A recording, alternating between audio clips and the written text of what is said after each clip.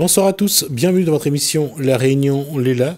J'espère que votre karma, c'est ce que vous voulez, parce qu'on va parler de ça ce soir. Et karma, c'est une définition à avoir. On va voir si nous, on touche du doigt, puisque c'est avec Koussoum Lolibou et Isabelle Kishna qu'on va en parler. C'est dans Cosmo Rayonnais.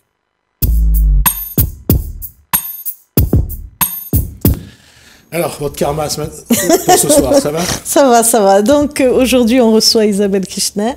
Alors, bon, on la présente presque plus, plus qu'elle avait été journaliste, rédactrice en chef. Ensuite, elle a tout arrêté, c'est ça, pour l'écriture. Et puis, écrivaine, poète. En plus, on la retrouve aussi dans des ateliers d'écriture. Enfin, bon, beaucoup de casquettes. Et donc, aujourd'hui, on parle de Karma, son roman, qui est sorti. Alors, on va essayer de regarder déjà alors, Karma, c'est donc un roman, donc Isabelle Kishna.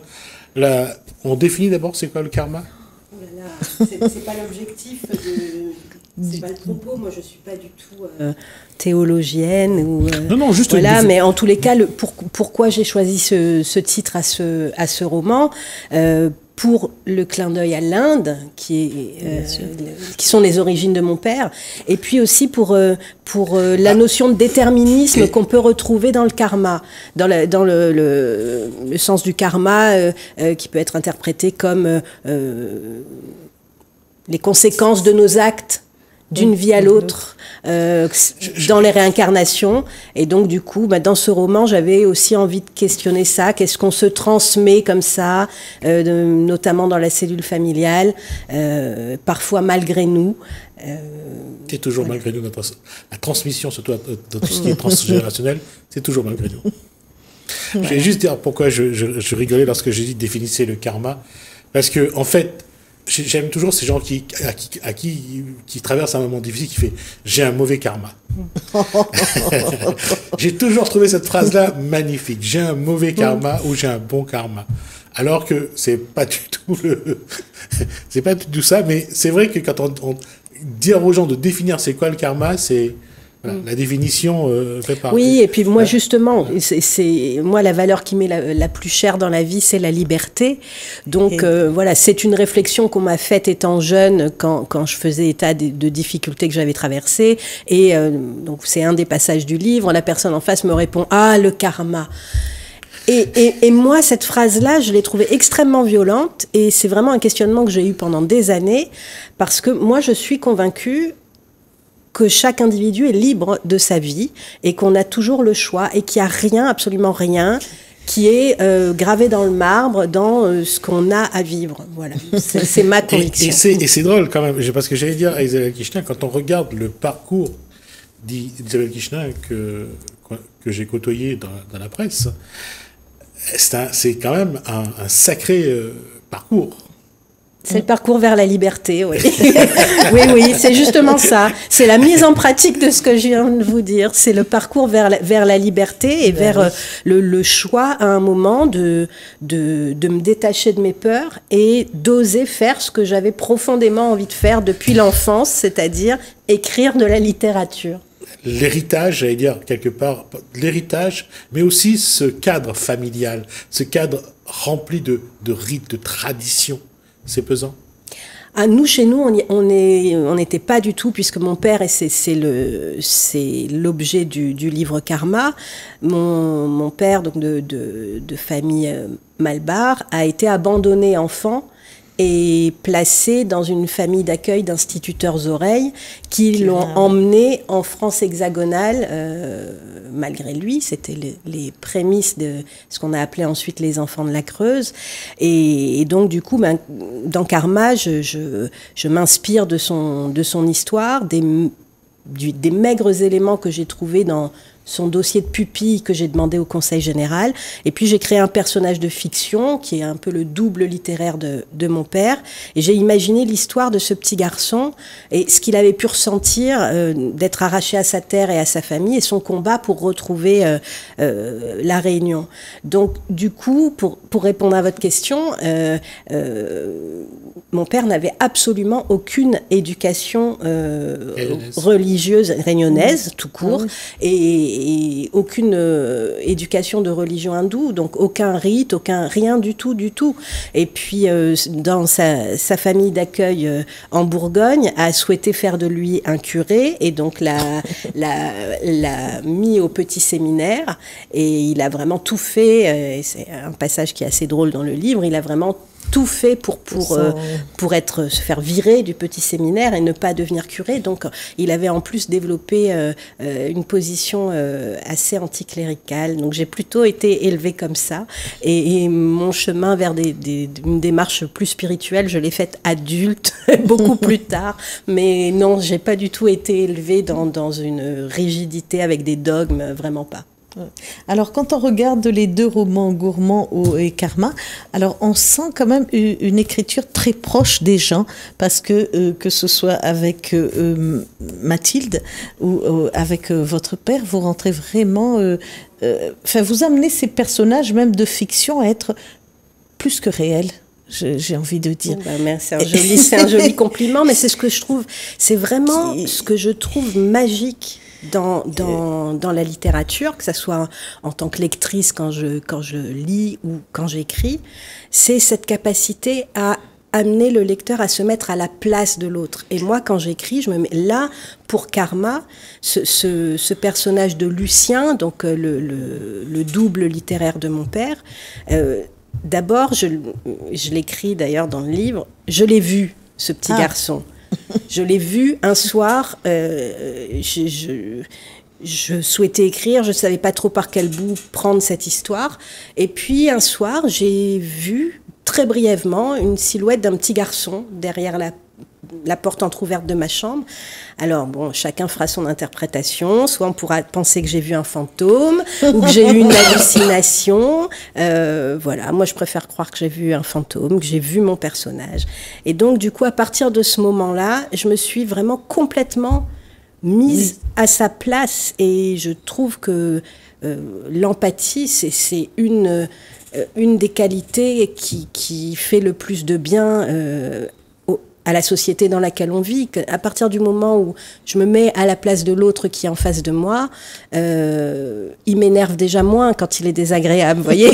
si j'arrive à lui trouver des excuses, pas des excuses, mais à me mettre à sa place, à me dire bon, ok, alors il ressent ça, s'il est énervé comme ça, c'est peut-être qu'il ressent ça. Donc du coup, ça apaise de se mettre à la place de l'autre. Et du coup, quand j'écris, oui, je vis pendant des années, parce que je suis assez lente à écrire. Pour Karma, j'ai mis 5 ans. Donc pendant 5 ans, j'étais complètement avec mon personnage. Et avec Lucien. Parce qu'il y a aussi chez Isabelle Kishna cette exigence de la vérité et de la qualité. Oui, alors de la vérité, c'est de la qualité, oui. Oui, après, ça peut, c'est la qualité, on a chacun nos filtres. En tous les cas, vraiment dans tout ce que je fais, j'aime me dire, j'ai fait de mon mieux. Voilà, j'ai fait de mon mieux. Là, à cette période-là de ma vie, je n'étais pas capable d'améliorer davantage mon texte ou tout ce que je fais dans la vie, quoi. Je trouve que ça, c'est une règle que j'ai plaisir à suivre et que je conseille assez souvent. C'est-à-dire qu'à partir du moment où on se dit j'ai fait de mon mieux, on est assez, du coup on est satisfait. On est soulagé aussi de quelque chose. Oui, on est satisfait de ce qu'on a fait. Ouais. Isabelle Kishna, on a parlé de Gourmand, de Karma. Là, il y a aussi le fait que la femme a besoin de se poser des questions et de trouver des réponses. Oui, l'être humain a besoin de se poser des questions. Alors, dans Karma, je vous ai raconté donc le fil conducteur qui est l'histoire de Lucien, qui est inspiré donc par l'histoire de mon père. Et en fait, quand j'ai commencé à écrire ce texte, c'est venu remuer mes propres blessures, et notamment les blessures liées à 2 agressions incestueuses que j'ai vécues.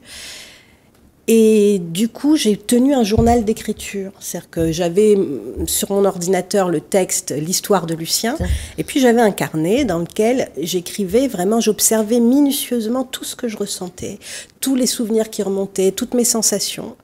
Et au bout d'un moment, au bout de quelques mois, j'ai eu envie de rassembler ces deux histoires. Et maintenant, donc, dans Karma, chaque chapitre commence par un extrait de mon journal d'écriture, donc un récit à la première personne.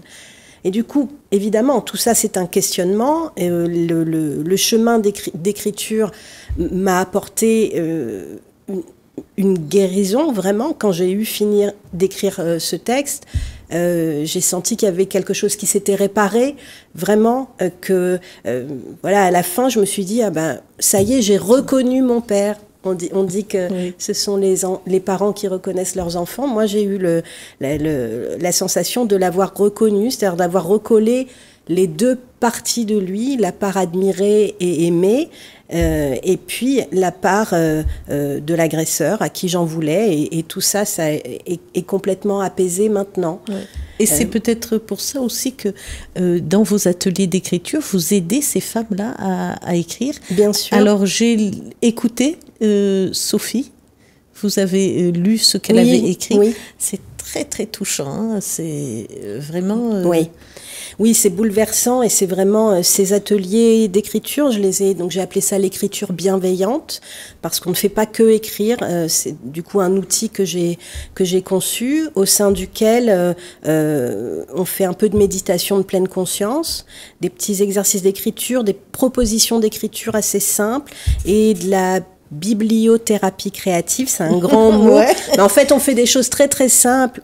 L'idée, c'est de retrouver son âme d'enfant. Donc, lire des petits textes à voix haute, en entendre, j'en lis aussi, dessiner autour de ces textes et pour en fait arriver progressivement à exprimer les émotions.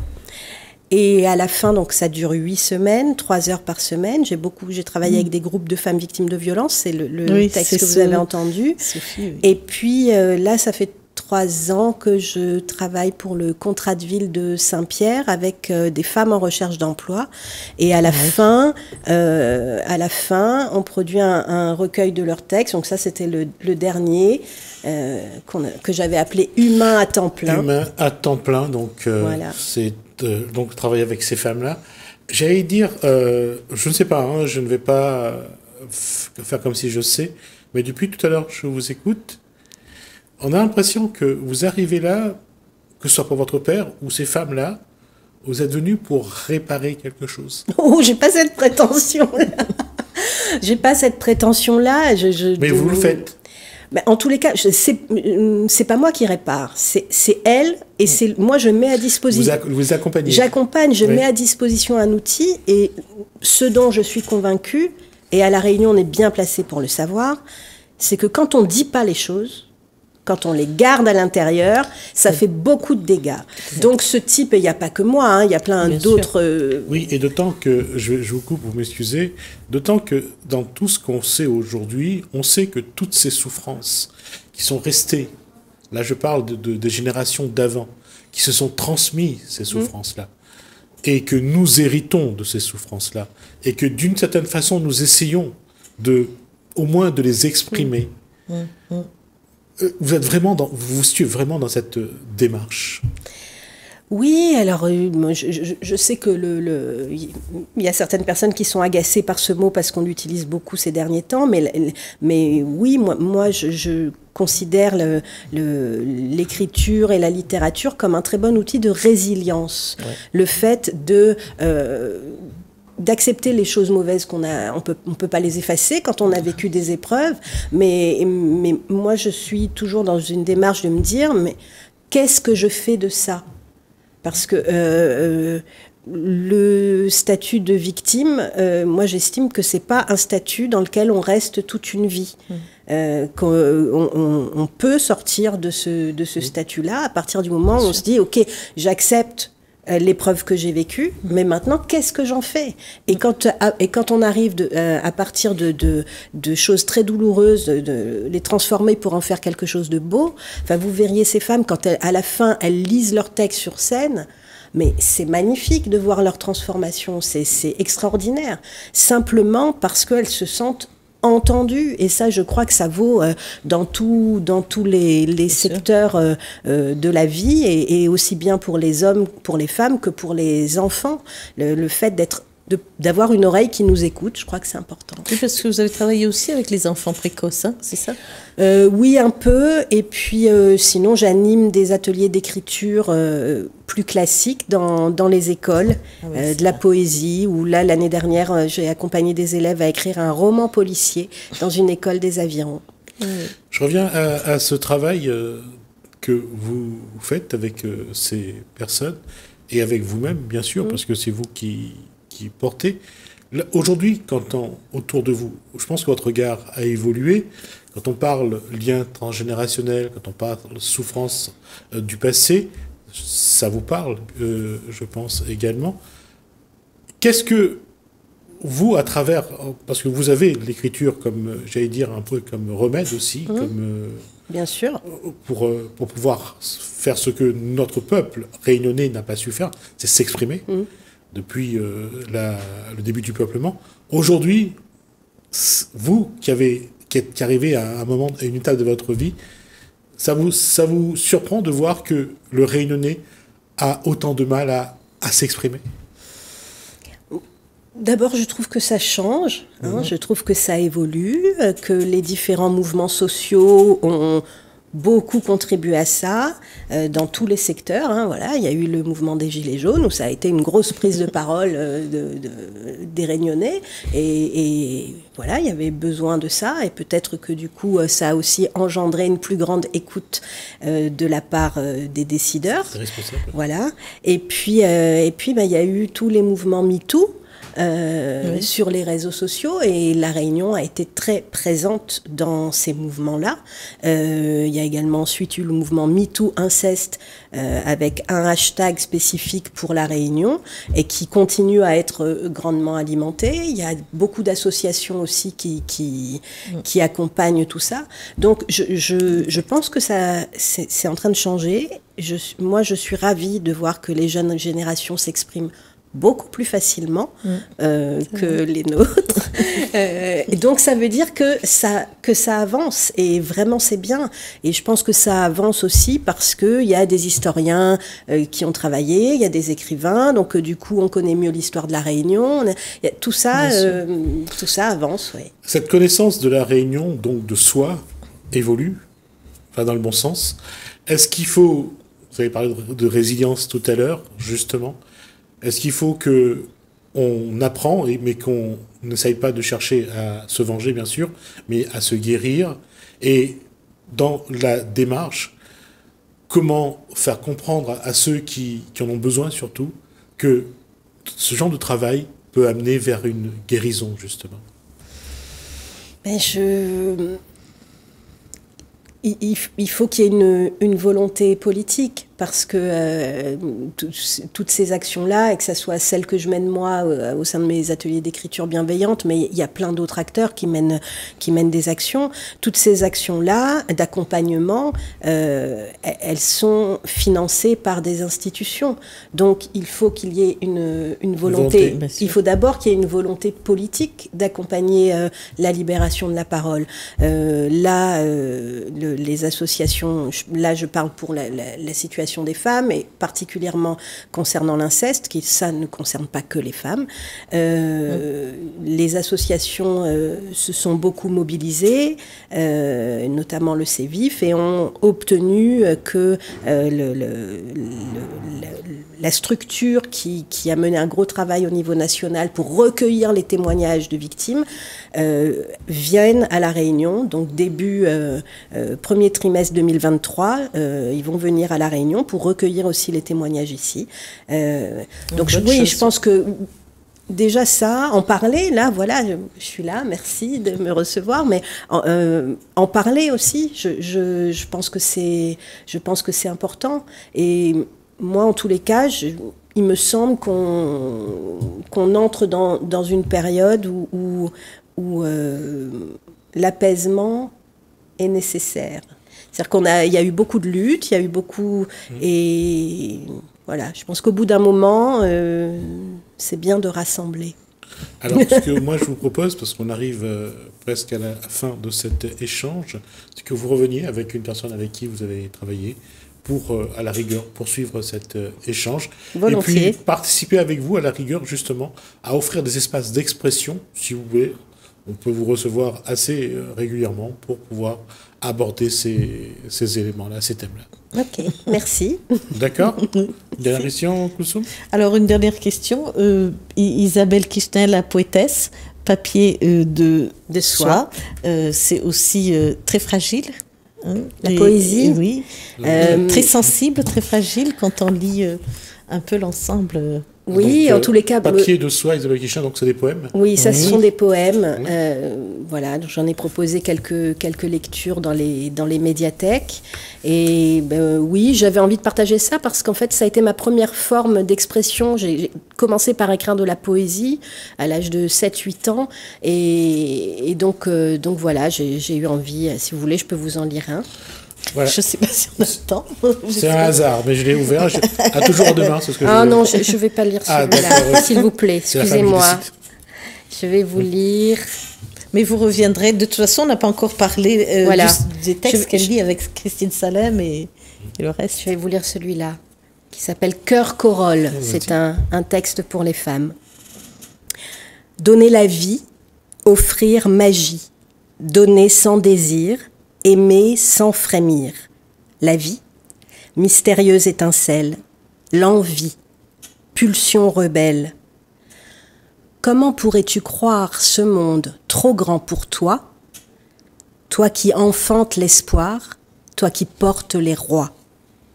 Oui, le monde est à toi, n'en doute pas. Oui, le monde est de toi, réjouis-toi. Oui, le monde est de toi, âme féconde. Ouvre-toi, cœur corolle, et vénère en ton sein la sensible coupole, le calice féminin. Joli. Délicieux. Alors, la suite, ça sera donc à la prochaine rencontre avec plaisir. Avec Isabelle Kishner. On est déjà arrivé à la fin. Ça a été un plaisir. Et surtout, je ne pensais pas que la femme avait pris une telle place. Merci de lui rendre d'abord sa place et cet hommage. Merci Isabelle Kishner, merci Koulsoum Lelibou. Merci à vous de nous avoir suivis. Merci Hélène, merci François. À bientôt.